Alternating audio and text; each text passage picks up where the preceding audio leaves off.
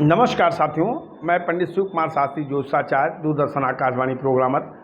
आज अपने YouTube channel Shastri सरल के माध्यम से एक छोटा सा गीत लेकर के आया हूं, क्योंकि मैं एक कीर्तनकार भी रहा हूं, इसलिए हमारी बहुत सुंदर सुंदर रचनाएं हमारे पास विराजमान हैं। मौका मिलता है तो आपके लिए ज़रूर रिकॉर्डिंग करता हूं उसकी। तो आज उसी क्रम में एक सुंदर रचना लेके आया हूं। समय महाभारत के युद्ध का चल रहा है और जो है कर्ण घायल हो गया है, मृत्यु की राह देख रहा है युद्धभूमि में। तब तक कन्हैया ब्राह्मण का भेष बनाकर आ जाते हैं और कर्ण से कहने लगते हैं कि कर्ण, अपनी दान वीरता जीवन के अंतिम चरण में निभा के जाओ। कर्ण कहता है कि हे ब्राह्मण देवता, मेरे तो हाथ पैर चलते नहीं, मैं तो बहुत जर्जर हूँ, बहुत चोटिल हूँ, आखिर मैं आपकी सेवा कैसे कर सकता हूँ। तो ब्राह्मण रूपी कन्हैया ने कहा कि आपके मुंह में, हे अंगराज, आपके मुंह में एक सोने का दांत है, उसे तोड़ करके मुझे दान कर दो, इसके बाद इस लोक से विदा हो जाओ। कर्ण ने हाथ पांव उठाए, लेकिन सब घायल थे तो हाथ उठ नहीं रहे थे। तो कर्ण कहने का सुनेगा कि दुर्गति और सद्गति तुमसे ही बनाते हैं लोग, मन के हर उद्गार तेरे ही तौल तुलाते लोग। अपने हाथों को ललकार दिया कर्ण ने, कहा, ऐ मेरी भुजाएं, जिससे पूरा संसार थर्राता था, आज मेरे ही कार्य के लिए मुझे जवाब दे रही हो। आज धर्म का कार्य है, इसलिए सजग हो जाओ।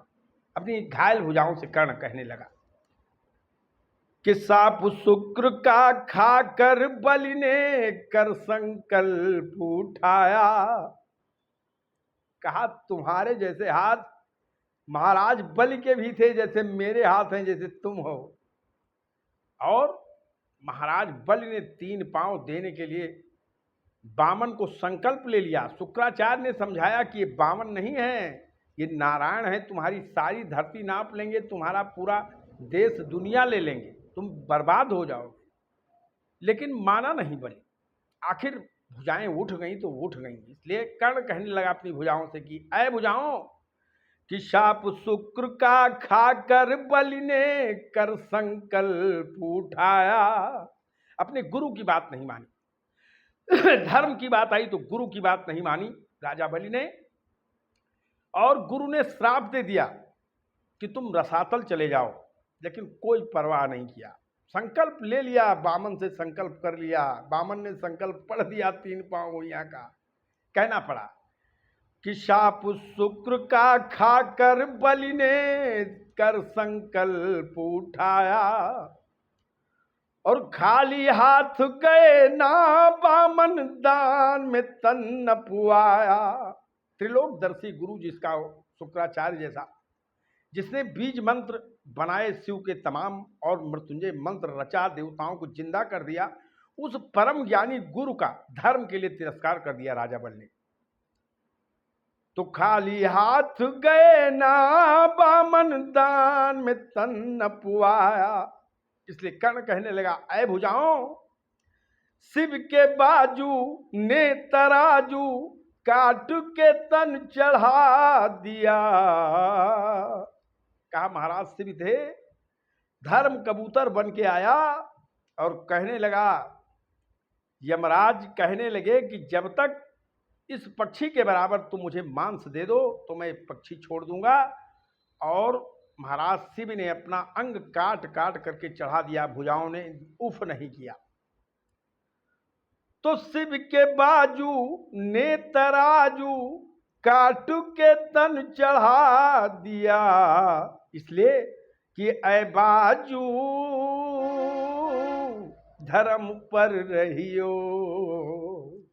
कहा, मेरा रण में साथ छोड़ दिया, कोई बात नहीं है, गुरु का श्राप था, सब भूल गया, लेकिन आज धर्म की बात है, इसलिए एक बार फिर अपनी औकात में आ जाओ कि ऐ बाजू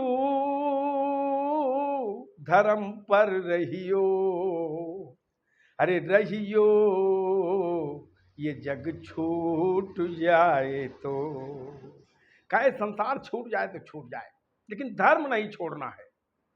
कि मेरे बाजू ये आरजू मेरे मन की संवारना, ए बाजू धर्म पर रहियो, अरे रहियो और जग छूट जाए तो। संसार भले ही छूट जाए लेकिन धर्म नहीं छोड़ना चाहिए। कर्ण ने आगे कहा कि रच कर नकली हाथ सिया का असली हाथ बचाना। हम आपको बता चुके हैं भगवान श्री राम जी ने जब सीता को जंगल में निकाला तो लक्ष्मण से कह दिया कि लक्ष्मण जब वापस आना तो सीता का दाहिना हाथ काट लाना। उस समय विश्वकर्मा जी के उन्हीं बाजुओं ने एक नकली बाजू रच करके लक्ष्मण को दे दिया और सीता के हाथ बच गए।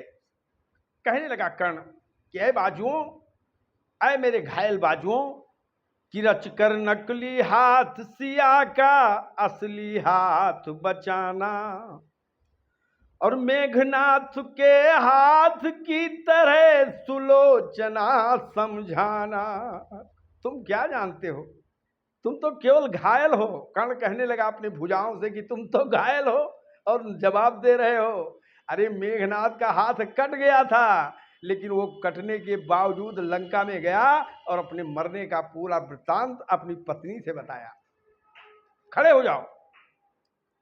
तो रच कर नकली हाथ सिया का असली हाथ बचाना, और मेघनाथ के हाथ की तरह सुलोचना समझाना, और भीम के कर की तरह द्रौपदी के तुम बाल संवारना, ऐ बाजू धर्म पर रहियो, अरे रहियो जग छूट जाए तो। का भीम के बाजुओं ने बहुत दिनों तक रूखे हुए केस पांचाली के रक्त ला करके संवारे, संकल्प पूरा किया। बाजुओं से आदमी धनवान है, बाजुओं से ही बलवान है, बाजुओं से ही यशस्वी है, बाजुओं से ही धन जो है सारे कर्म होते हैं। इसलिए खड़े हो जाओ, तैयार हो जाओ और मेरा धर्म का ये रथ आगे ले चलो। कर्ण कहने लगा कि कलम मिले तुमको तो अपना देश समाज जगाना। ए हाथ, ए मेरे हाथ, ये मैंने अपनी वेदना लिखी कि ऐ मेरे भुजाओं, कलम मिले तुमको तो अपना देश समाज जगाना, और सजा दिला करके दोषी को न्याय की आन बचाना। आजकल जो कलम है, लेखक हैं, रचनाकार हैं, पत्रकार हैं, बहुत सारे लोग बिक चुके हैं, उनका ईमान बिक चुका है, लेकिन कहना पड़ा कि कलम मिले तुमको तो अपना देश समाज जगाना, और सजा दिला करके दोषी को न्याय की आन बचाना। क्यों? सरल जहां कानून है अंधा, पंगु न तुम बन जाना। इस संसार का कानून अंधा है और अगर कलम भी पंग हो गई तो न्याय नहीं मिलेगा, सच्चाई कोई नहीं कहेगा। इसलिए हे हाथ, हे मेरे बाजुओं, अपने आत्मबल को संवारो और मेरा साथ दो। कलम मिले तुमको तो अपना देश समाज जगाना, और सजा दिला करके दोषी को न्याय की आन बचाना। तो सरल जहां कानून है अंधा, पंगु न तुम बन जाना। ऐ बाजू धर्म पर रहियो, अरे रहियो जग छूट जाए तो।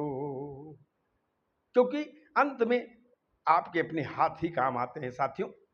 इसलिए इन भुजाओं को प्रोत्साहित करना बहुत जरूरी है, इनकी देखरेख करना बहुत जरूरी है। मेरे बाजू ये आरजू मेरे मन की संवारना, ऐ बाजू धर्म पर रहियो, अरे रहियो जग छूट जाए तो, जग छूट जाए तो। जय जय सीताराम साथियों, हर हर महादेव। इस ऊर्जा से भरी रचना को सुनिएगा। निसंदेह अगर आप कहीं किसी भी बिंदु से, किसी भी कोण से निराश हैं, तो एक ऊर्जा आपके अंदर आ जाएगी। हरि ओम शरण।